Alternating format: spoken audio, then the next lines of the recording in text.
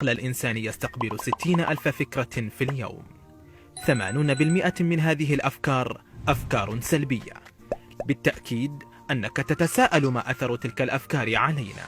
أجريت دراسة ضخمة حول تأثير التفكير الإيجابي على الصحة.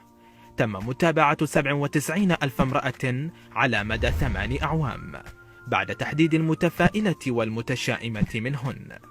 تبين أن احتمالية إصابة المتفائلين بأمراض القلب أقل ب9%، واحتمالية وفاتهم أقل ب14%، وأنهم أقل عرضة للاكتئاب والتدخين. لو خيرت بين الأكل من القمامة وبين الأكل من مطعم فاخر، ما الذي ستختار؟ بالتأكيد لن تختار القمامة، لأنك لن تقبل إدخال الأوساخ إلى معدتك.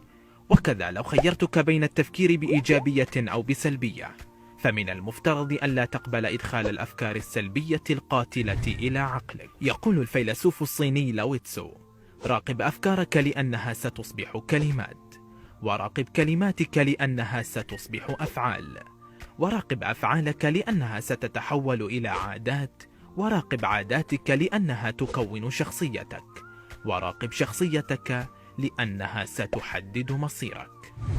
فاحرص على ألا تحدث نفسك إلا بتفاؤل، ويكفيك ضمان الرسول صلى الله عليه وآله وسلم لك بتحقيق تفاؤلك. وتذكر ما ورد في الحديث القدسي: أنا عند ظن عبدي بي، فإن ظن خيرا فله، وإن ظن شرا فله.